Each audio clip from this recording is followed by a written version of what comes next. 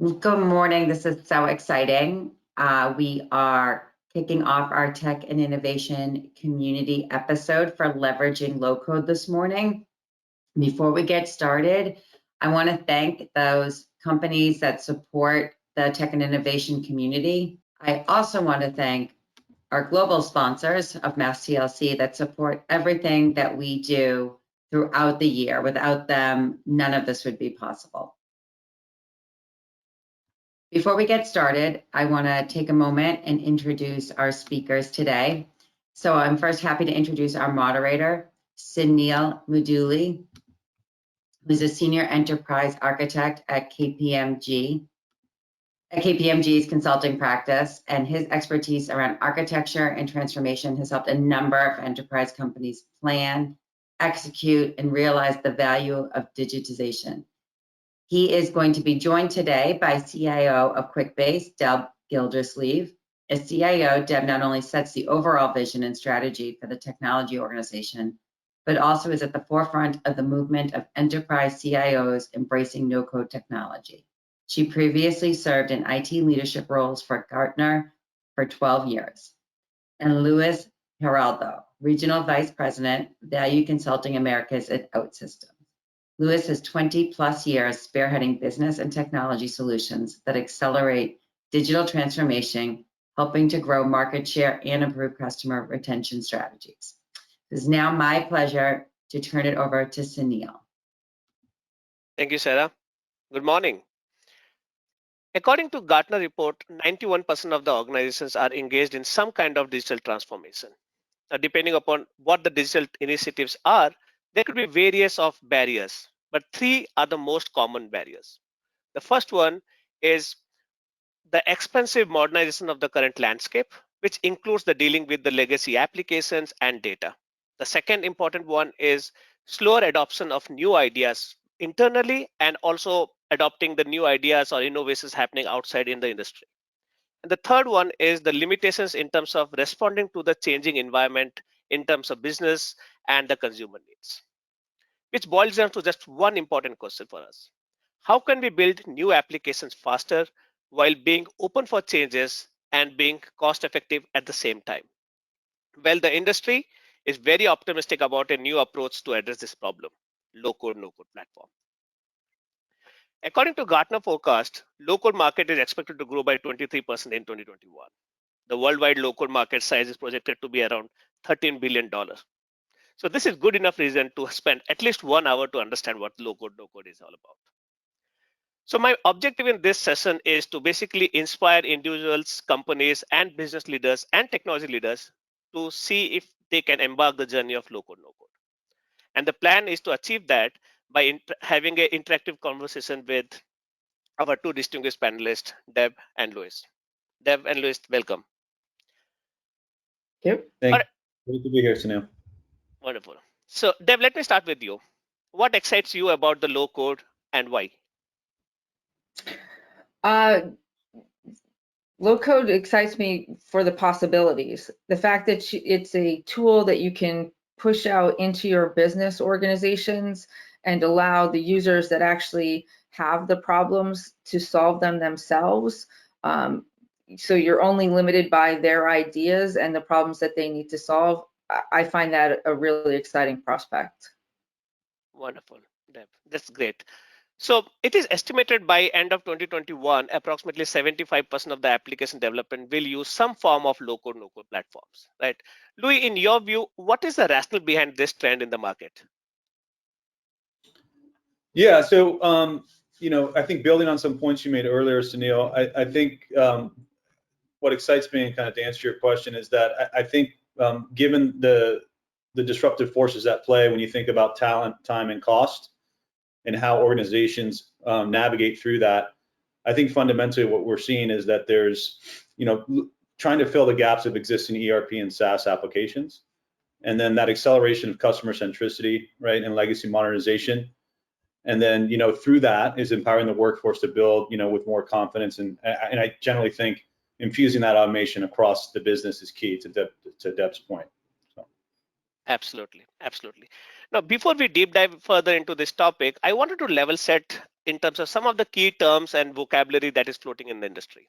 There is low code, there is no code, there is multi-experience platform, business process management system, digital process automation. There are a lot of terms around it, right? Deb, let me ask you this. How would you differentiate between low code, no code? Are they same? They are similar, or there is some difference between them? I think they're the same. The one is an extension of the other. So no code really is focused on the ability to use building blocks to build other applications without any code whatsoever. When you go into low code, you're taking a scripting language and maybe taking those building blocks and extending them and making them even more powerful. I think that's the definition that Gartner's been using as well. So. Yep. So the other complementing term that comes up when we search for Gartner report or Forrester report or any analyst, right? So the other term that comes up or prompts out is multi-experience platform. Louis, do you have any view around what is multi-experience platform? Is it a variance of low code, no code platform, or it is little more than that? I think it's a little more than that. I think to build off of Deb's point, right? When you think about the componentized architecture of these building blocks, it's really unifying the digital enterprise, right? So as I mentioned earlier, whether it's COTS solutions or other legacy-based solutions that are just not able to be dynamic enough and adapt to the agility and changes that are required today to support your consumers, I think everything fundamentally revolves around experience. Right. So I think in the past we've looked at, customer experience versus employee experience. And I think now what we've seen with the pandemic is that they're really interconnected. Right. And so I feel multi-experience is really that extension when you think about the UI, UX or presentation layer.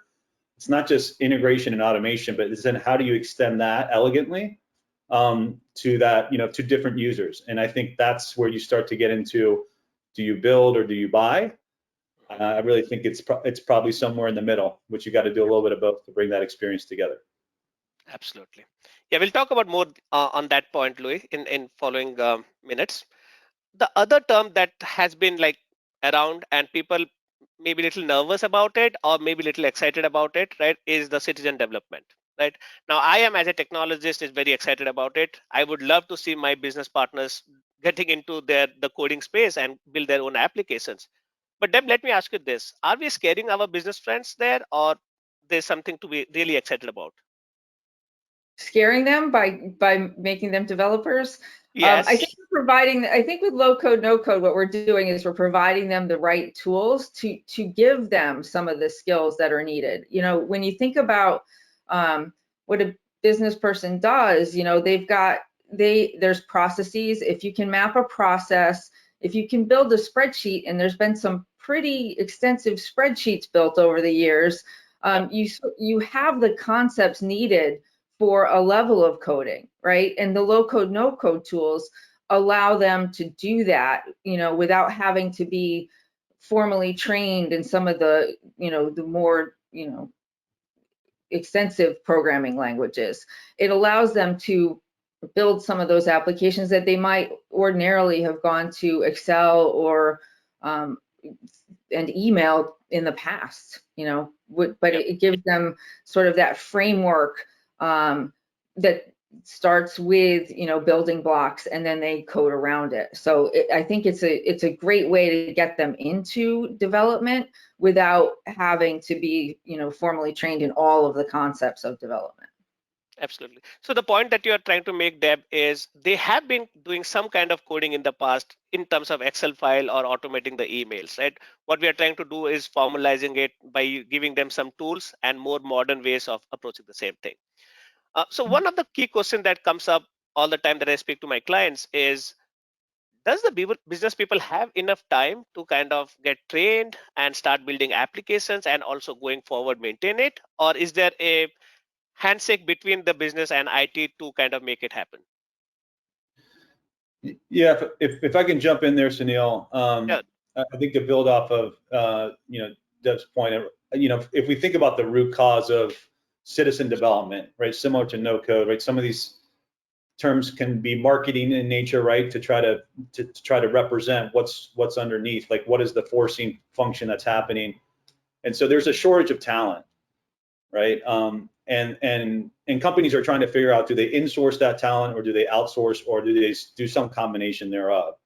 So I think fundamentally, if you look at some of the statistics that we've seen, I think there's going to be a shortage of upwards of 500,000 developers, at least in the US, by 2025. So I think a lot of organizations are concerned with, how do I continue to manage what I have, and then also develop what I need to thrive in the market, and frankly, make sure that my competition doesn't take me over. So I think that then informs enabling citizen development, right? And so to answer your question, to come back, it's about really extending capabilities beyond core IT.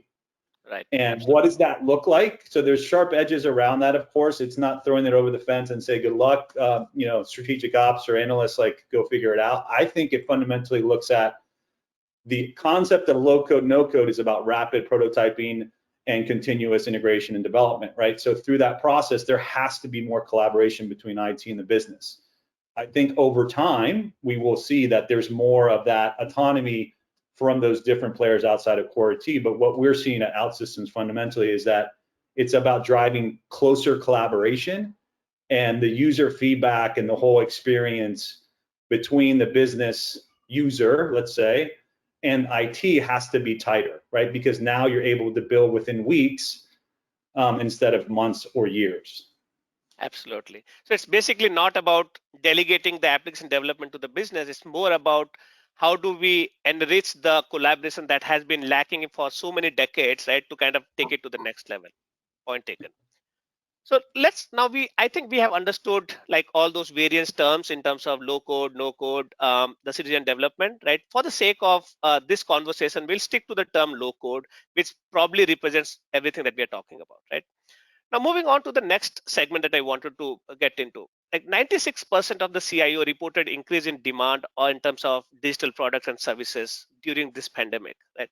And 83% are expecting further increase in those demands in 2021. Now, Louis, traditionally, the enterprises have preferred off-the-shelf packaged applications like SAP, Oracle, right? And over any custom application. Now, entry of this low code in this application landscape, how does that change the whole narrative around developing new applications? Let me go off mute here. Sorry. It's a good question. I don't know if I have all the answers, but I would say what I'm hearing just from many C-levels, right? And I'm sure Deb can comment this, is that I kind of refer it to as this. If we look at some traditional concepts of a legacy modernization, app modernization, it's never really around lifting and shifting. I mean, there are those opportunities, but I think it's more around, we refer to it as encapsulation or augmentation of what you have. So how do you leverage your existing investments? And I think, and I'm not sure if I'm answering your question, Sunil, so I'll come back around the wagon here, but I think what the componentized architecture and what the low-code application development concept brings automation to software delivery, which gives a whole slew of benefits, right? Productivity, time to market, and then on and on and on, right? As a flywheel effect. I think to bring that into the organization requires a lot of rationalization of the portfolio and figuring out what is your architecture, both application-wise and infrastructure-wise, need to be to support that, right? So I do think that it is more of an integration or coexistence play. So if you think about ERP or CRMs, Outsystems fundamentally believes that those all have to exist. If you think about 20 years of us focusing on this, it's all knowing that legacy is going to be around for a while. So coexistence is crucial, because the continued proliferation of technologies that are out there will be around. So how do you bring it in without it being just another platform, right? And I think that is the sharp, one of the big sharp edges that we see is, if you're just dipping your toe in the water and bringing it in to do this, corner case, you do run the risk of that being just another project that in later it's going to be difficult to manage, compounding the whole technical debt, right, and maintenance and support of that. So I think you really have to think about it as a technology you bring into the stack that's going to coexist, and look at kind of the future of what that will look like. Absolutely. So if I just try to compare a packaged application whether it is ERP or any product in that sense, compared to the low-code platform that they offer, right? So all the packaged applications come with a predefined data model with some kind of business processes, some kind of predefined rules, right? Now, the low-code and low-code platform, if I understand correctly, enables you to build this real quick. It is not those are the days gone where it used to take like a month to kind of create a data model, right? So it can be done in a quick way. So Deb, in that sense, what are the use cases that low-code, no-code platform can be a right fit to build those applications? Sure. Sort of building on what Louis was saying earlier, it's low code, no code isn't going to replace your ERP or your CRM, but you're seeing now some companies that have had their ERP or their CRM on premise now trying to move to the cloud. But when you move to the cloud, you're now going to be in the prescribed processes that the vendor has decided, is the right way to do business. But a lot of companies will find that there are processes that are specific to them that they really want to continue in their way while augmenting their ERP system. So a low-code, no-code tool is a great way of building that. You can build those applications that then interface with that cloud-based ERP system, and you can get sort of the best of both worlds. You now have your ERP in the cloud, but you're able to do those processes that are specific to your business, that differentiate you in your market. And that, I think, is a great place for the low-code market to play, like supplementing those larger systems, particularly with the move to the cloud. Most companies will have those custom systems that sit on premise, that interface today with those ERP systems. When you move to the cloud, low-code, no-code can take that over. Absolutely. This is a very exciting time, right? So we have low code, we have cloud, we have quick DevOps, which essentially enables you to deploy applications in seconds. And on the top of everything, we have a great way of delivering products using agile methodology. So combination of all these four really excites me there. Deb, let me just ask you a follow-up question on the previous comment that you made. Now, connecting back the citizen development concept back to the application development. What kind of applications do you think can be developed by the citizen developer community? They can develop anything they can think of. I think as we've gone through COVID, there were some applications that were developed by some of our clients that managed, distribution of PPE, or maybe managed the sign up of vaccines.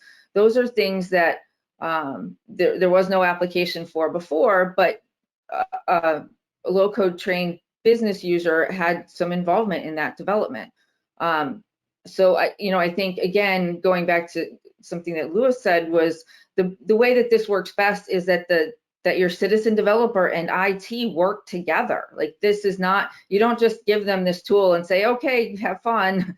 You build a center of excellence, type model where IT and the business work together to come up with these applications to solve problems. Now, these are these may be smaller applications that some will interface with other systems, some will not, but they solve a need and a problem that the business is having that they may be either doing manually or be doing sort of offline in an Excel-based process today, or it could be a process that really does rely on somebody emailing the next person for the next step.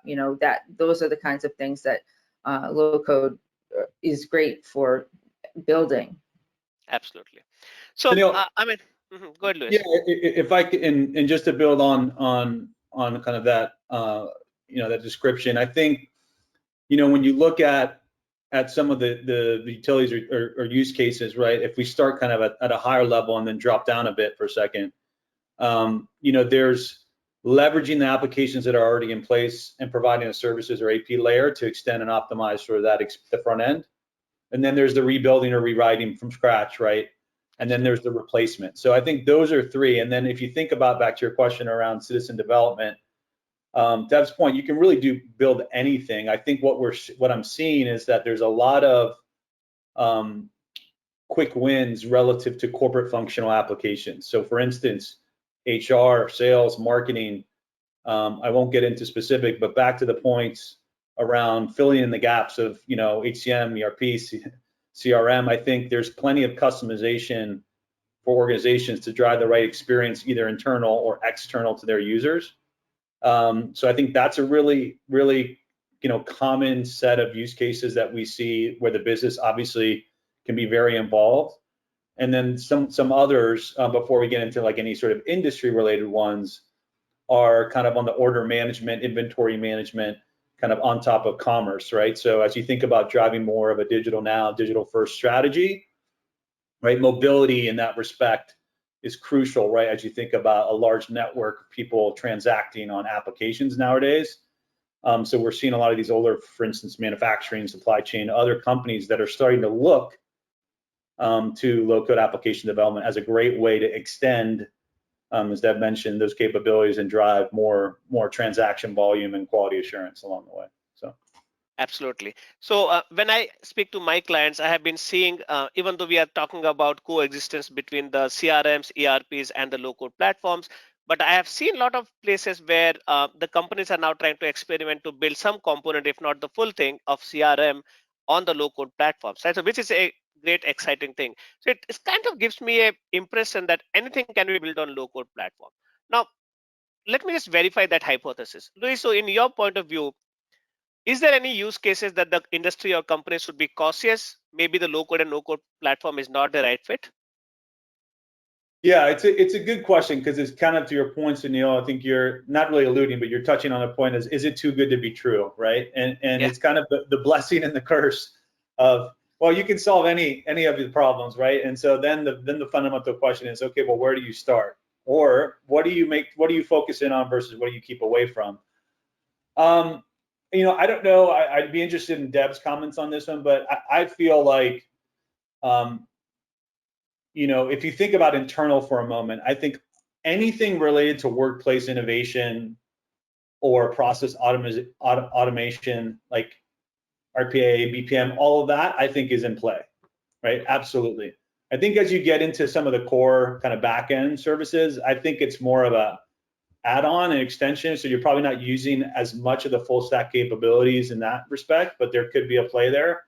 And then externally, I think is actually where it gets really exciting, right? Because you think, we worked at a large cancer center here in the US, and their need was get a telehealth application in place ASAP, right? And so the ability to do that quickly with not a massive development team to serve a really important need that was pressing can be done, right? So I think I'd almost say that the process, workplace innovation, some modernization, of course, but I think that's probably a little bit trickier. And then externally is where I think it fits best. And I think it goes back to, how do you bring it into your SDLC process, your DevSecOps process? Because that's the governance model will change, and the implications of that, I think, aren't widely understood, and they're difficult to understand as you bring in this disruptive technology into your enterprise. So absolutely. So Dave, I'll take your comment on the same topic, but I just want to add another segment to that, right? So while you are trying to respond, what are the various things that the companies should and should not build on low code, or at least consider building on low code, I would also like you to explore and tell us what are the other risks that the organization should be prepared to kind of plan proactively and plan the mitigation around. Sure. I second a lot of what Louis said in his comments. Focusing on those workplace innovation type applications, things that maybe there isn't a point solution out in the marketplace for today, or you want to experiment with a process before you decide to go do something more broadly.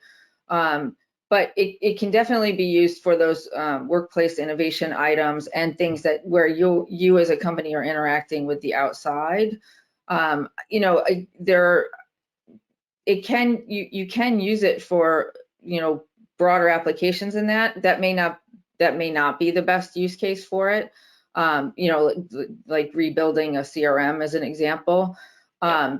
Depending upon the complexity of your application, right? Like those are the kinds of things that you'd weigh in any coding question. Are you going to buy it or are you going to build it, right? So it's kind of the same question, like, but the nice thing about low code is that, you know, again, it sort of fills in the gaps, you know, those things that you can't do easily with your broader applications, or again, you want to tailor a process to you as a company. Like that's really where it does well across the, you know, and building out business processes that are specific to you as a company that work best for your employee base, that work best for your client base. That's a great place for it to fit. And I'm not sure what the add-on was to the question. The add-on was basically to understand, is there any risk that the companies should be preparing for, right, proactively? Yeah, and I think that there, you know, with any development, there's always risk. I think the way that I think the best way to handle that in the low code space really is have your IT folks and your business folks work together, build a center of excellence model, have your IT group sort of put some level of guardrails around the application, so that, you know, and somebody who's now doing coding for the first time can't really get themselves in trouble, you know. So and I think that is best served with when you do a center of excellence model and you spend some time training your end users around some of that, and you work hand in hand. That's the best way to minimize, you know, the risks that you'll find. Absolutely. Yeah. So what I did was, like, before this session, right, I was just trying to Google find out, like, what is the market perception around low code, right? So, and there were too many, right? So what I did was I took 4 out of them, right? And I wanted to take your help to prove either they are myths or there is some truth around it, right? So Louis, let me throw the first one to you. So there is a notion that low code will limit the kind of application I can build. If not, it will at least restrict the ability of that application scalability. What's your thought on that? Great question. And I would say this. I would say, given to your earlier at the top of the call, the market is massive given the needs around talent, time, and cost, right? And the dynamic that we're living in today. So you have a saturation in the market. Everyone is attaching themselves to the market. And so there is a lot of one-off type applications. So I think you do need to be cautious in assessing and evaluating the enterprise sort of stability and scale of low-code application platforms, because some do have limitations. So I think that is a fair concern. I just think when you look at the analysis that Gartner's done around the Magic Quadrant as well as Forrester Wave, focus in on that enterprise stability, scale, and building for the future to support them, making sure you're not developing a corner case here that's not going to get you where you need to get to on the enterprise. So. Absolutely. So Deb, the second one here is it's related to one of my very favorite and close topic, open source. Will low code lock me out of any open source innovation? No. Will it lock you out of any open source innovation? No. You know, open source can still have a place in your tech stack. Yep. You know, open source generally isn't where you're going to find your business users. You know, like those often fall into the category of needing more of that professional programming training to be using some of the open source tools that are out there. It can supplement low code. You know, you can use it to maybe modify a front end or for some of your interactions. They can coexist. Yeah, absolutely. So I mean, in my personal experience also, in fact, I would say that the low code platforms are the initial adopters of most of the open source technologies, say it, whether it is Reactive.js or any of those technologies. And I just want to also inform our audiences that most of our low code platforms, they have their own community where they try to contribute and build more solutions for a larger benefit. Right? 100% agreed. So Louis, the third one, the third perception that have been kind of finding it in the Google search is there is no scope for customization when you use low code platform. How true is that? Sorry, Sunil, can you repeat the question? The question is, there is no scope for doing any kind of customization when you are using a low code. No scope. So just a little bit of context there. Was that in reference to like where to start or what types of use cases, or what, when you say scope, what are you referring to? Let me just take an example there, right? So let's say, for example, someone wants to have their own company's branding in terms of the look and feel of the application. So they wanted to use their own CSS, they wanted to use their own JavaScripts and some kind of a branding components. So will the low code, no code platform restrict to use some of their existing brandings, or you can really customize or adopt your own company's branding? I would say the latter. I mean, as far as, I mean, that is largely when we think about building or buying software, and I don't think it's one or the other, but I think what we're finding is the trend is people want to insource, right, a portion of talent to control their own destiny. And I think that largely falls on the fact of you want to deliver that experience as you see it, you know, required for your customers and your employees. So I think it's the latter, but I will turn to Deb because she's probably more versed in that area than I am as far as UI, UX, and as far as branding is concerned. So I think most of them would allow for you to put your own branding in. Yeah. I think if that's a requirement for you, you can find low code, no code providers that will allow for that. I don't know if everybody does, but I think most of them do. I think most applications allow for that these days, to be honest. So I think that that's something that absolutely can be done in the low code, no code space. Absolutely. So Deb, this is the last one, and this is a very funny one, right? So the low code means no skills required for developing applications. So can my 6-year-old son start developing application? I mean, he spends a lot of time on screen, so maybe just use his time to build some application. Can he do that? Your 6-year-old probably could do that. Better than some adults. Do you want them to do that, right? Exactly. Yes, again, if he has a use case to build out, he absolutely could use low code, no code to build it out. And with, again, the same a little bit of training, there's probably there's some applications that you could, with the point and click, again, at the no code level, he could definitely do that. And then he would very quickly learn how to do any scripting behind the scenes. Absolutely. Okay. All right. So that's a very important point on the skills. Right? I think, Luis, you also touched that point in the previous segment. So, like, I was just reading a Gartner report. So by 2024, approximately 75,000 large enterprises are going to use at least 4 low-code platform. Now, that's just a forecast, right? So it's basically what we are also talking about. The large companies may be going for multiple platforms to build their applications, right? Now, that takes me to a larger concern, the skills and human resource, right? In one of the reports, 70% of the current workforce, they have not mastered the skill required. And 80% do not have the skills for the future requirement because the skills are shifting, right? So, Louis, will the low code address this skill gap, or it is going to elevate it to a next level? Yeah, it's a really good question. I think time will tell in this case. I think it's more about how quickly do we get to that point. I think the inflection point is close, very close on the horizon. We're starting to see that. I think one of the things that keeps many customers, whether it's the CFO, CIO, CTO, CDO, all down the line, is preserving top talent, right? So I think to your point, which is that there has to be a reduction on this, or this reduction in dependency on these hard to hire skills, right? The rate in which application development is increasing year over year, how many applications are being built. I think by 2025 will be like 450 million applications. Yep.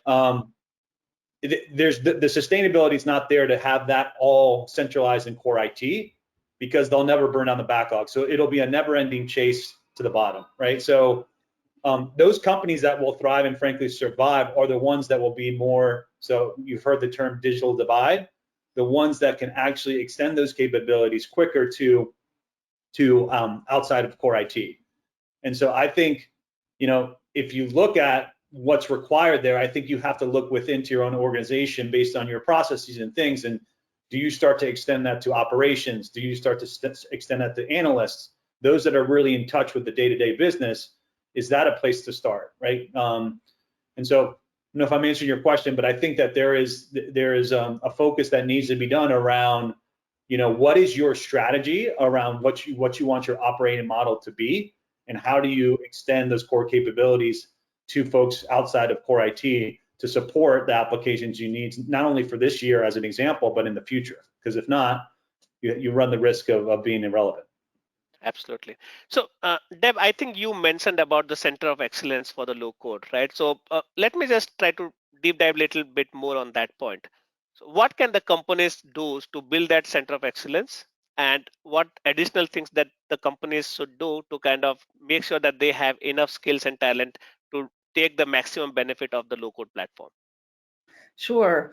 To build the Center of Excellence, again, you're combining IT and the business. So, most organizations do have business folks that have, a coding sort of mentality. They build the very complex spreadsheets. They map out the big processes that are part of your organization.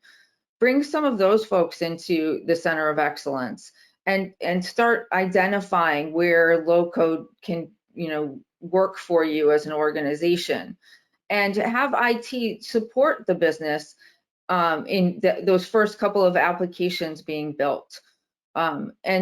And then you, between the business and IT, then you go out and you train more people, and that sort of train the trainer model and get people up to speed across your organization. I think that's the best way of doing things. And again, IT can put some guardrails around development processes. They can provide office hours as an example for questions that people might have. These are great things to do as part of a Center of Excellence to drive that out into your organization. Yeah, Absolutely. and Sunil, and just to add quickly to that, because I think that lays it out really well. I think, often customers will hear Center of Excellence and think that has to be this big, massive, structure, and it doesn't, right? We've seen cases where it's a very lean IT shop where you have, let's say, a CIO or VP of IT with 2 or folks underneath them, but what they've defined is a very well thought out sort of SDLC process where the kind of design requirements and ideation is very tight. So really then you start to extend those capabilities on kind of further down around development and testing and deployment. And so it could look like that could be a Center of Excellence for you and your organization.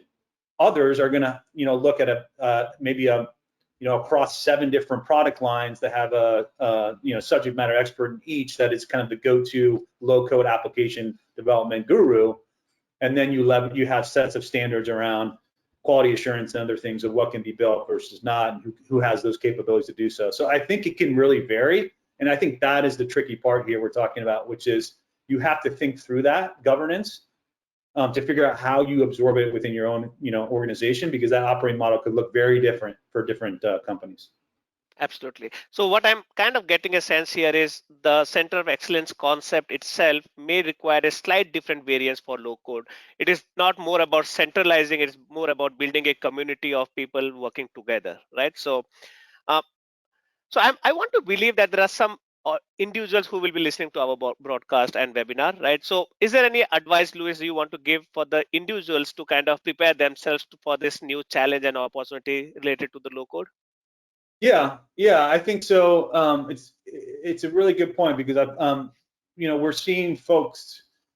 I've been with Outsystems just a little over a year. So my previous I went from BPO to SaaS to database and now to app development. And I think it's not going anywhere.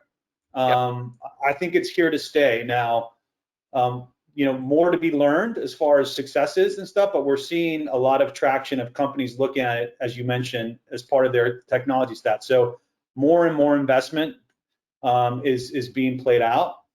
So I think, like in anything, I would say go for it as far as figuring out what are your application needs, and figure out if you have a talent, time, or cost constraint that is preventing you from getting that work done.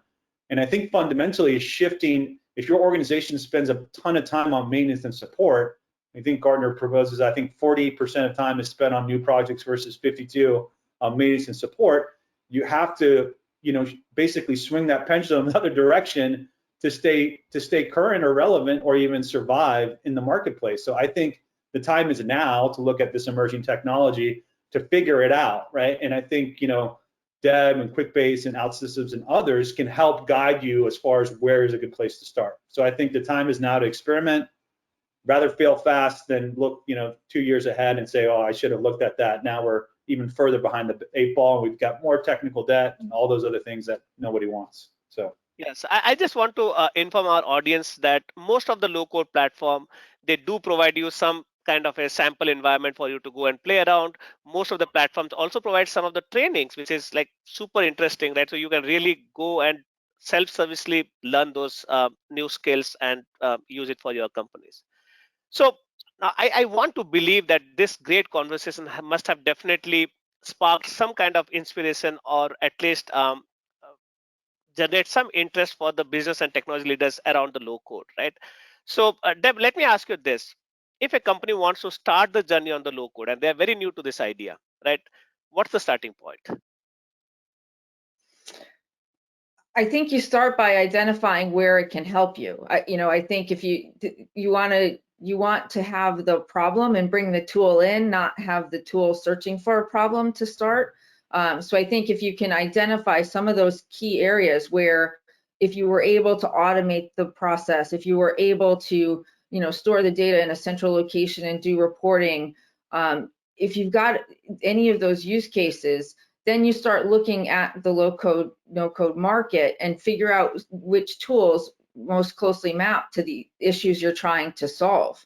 And start talking to the vendors and really start digging in with those use cases and see, the best way of executing on those use cases within the tool sets. Yeah. So basically what you're saying is identify some of the use cases where we can leverage low code and start identifying some candidate vendors and start talking to them. Right. So that's the starting point. Yes. Yep. So Louis, let me ask you this. I know many companies have already started on this journey, right? So, and there will be some more companies maybe after this conversation, they will start their journey. Now, what would you suggest the enterprises to maximize the business value out of this investment in low code? yeah, it's a great question, given I'm a value consultant. So thank you for teeing that one up, Sunil. I think you have to be willing. I mean, do the research, investigate, figure out what you need to do. But I think to Deb's point, what we've been kind of trying to stress here is that it can do a lot, right? And so it's not about pointing at a specific problem and just saying, hey, I can answer that problem like a point solution. This is really around understanding the needs of the enterprise and figuring out what are the big sort of problem statements that you're trying to address. And I think that is a place to start. And so what we see is that many organizations are going already, regardless of their engagement with us, through their own rationalization, right? Complexity, value, adoption, all of these things that contribute to, okay, what do I work on? Because everybody has a backlog, right? And so, I mean, the key is to shift things to where, IT is not a cost center, IT is a collaborator of the business, and sometimes even leading the business, which is what we see when low code is actually, in some cases, brought in successfully. So to come back and say, what I would stress as far as how you optimize the business value is have a rationalization as far as your inventory of what the application needs are relative to urgent matters, so that you can begin to figure out, how do I look at this across the ecosystem and where do I need to fill in the gaps? I think that's a great starting point. And then from there is, I think Deb mentioned earlier, is like, are you shifting to the cloud? Like, so how do you think about architecturally and your deployment options in order to effectively drive that transformation within your own business? Those two will be the guiding light really of where low-code application development will fit in your organization. And then from there, the value drivers will be time to market, which is 3 to 5x in some cases, productivity gains, which in some cases we see half the amount of resources required, again, over time. And then you start to get on the ongoing application development and maintenance costs. So again, that pivot from maintenance and support over to innovation. No one wants to be keeping the lights on. Everyone wants to be solving problems. And then over time, you start to look at cost takeout, right? Replacement, refactoring of other solutions that you can escape technical debt. So I think if you start with the end in mind, but focus on the problem statement and your application needs, then from there, I think everything else is going to be much easier to figure out. Yeah, good point, Louis. So Deb, let me ask you the same question. Like, how can the business leaders or the technology leaders build a business case around getting funding for the low code, right? In your experience, what has been the right way for that? Yeah, Yeah. again, Oh, go ahead, Deb. Sorry. yeah, it goes back to the, to what problems are you trying to solve? What does your backlog look like, and how can no code help you solve that? Do you have a big implementation going on where you're moving a system to the cloud? So then you've got systems that are going to be left behind. Bring in low code in conjunction to help build out those systems that still need to be in place even when interacting with a cloud system. That's, take a look at it from that perspective. Again, what business problem are you trying to solve, and working with your business users to identify some of those. That's how you can make that cost justification up front, and it'll solve way more problems beyond that, beyond your initial use cases. But I think, again, as you look at the rest of what you have going on in your organization, how can you in IT help the business and get to those things that you and your team will never be able to get to, because there's just too many other things that have a higher priority. Where can low code play a role in solving the problems in that backlog? Absolutely, Deb. Thank you. Louis, any last thought? I thought you were about to say something. No. I think Deb hit a couple of points. I think, with any emerging technology, it's hard on the business case. I mean, I walked through some of the value drivers that I think organizations I see are evaluating low code and no code sort of application development. I think my only recommendation is that if you're just looking at a very near-term window and gain, I would suggest to try to open up that aperture to see what more it can do, because the value is not in let's do these one or two applications over here. The return is not really there, at least from what I see, in a short period of time. Like, that's a great proof of concept or prototype or thing that you can prove out pretty quickly on low code in weeks. I would say if you're thinking about it, think about it in a longer horizon. So look more at a portfolio and figure out where the reusability is architecturally, as well as also solving those business problems that Deb mentioned. And I think that was a great place, and then the business case will sell itself. Absolutely. Great. So this has been an amazing conversation, right? Very great insights from Louis, from your side, and Deb, right? So I just want to summarize what we have discussed, right? So if I want the audience to take 5 points from this conversation, the one will be the low-code, no-code platform should be able to meet most of your application needs, right? So it is worth exploring the possibility of the low-code. The second key point that I'm trying to that we were able to kind of call it out was this platform is going to enable the strengthening of the relationship between the business and IT by enabling collaboration. The third thing, Louis, to your point, like any emerging technologies, this platform will also have some trade-offs, some considerations that should be taken into account when you are making those buying decisions. And the fourth point is we should not be looking at for a one-point solution. It has to be taken into horizon of the whole application landscape of your enterprise when taking a call. The steps could be small in the beginning, but there has to be a larger vision around, and it cannot be just building a small application. And last but not the least, no matter what platform or platforms the company should be selecting, it is worth going on this journey. Right. So with that, Louis, Deb, thank you very much for all your insights. With this, we kind of come to the end of this webinar. Thank you. So with that, Sarah, I will hand it back to you for any closer comments. Thank you. Thank you so much. I learned so much about low code, no code, use cases, and why it's so important, why it is the hot topic from what we keep hearing. So I want to thank you all Sunil, Deb, Lewis for participating. And again, I want to thank our community sponsors for the tech and innovation community and for all of your support. And everybody, enjoy your day. Bye-bye. Thank you.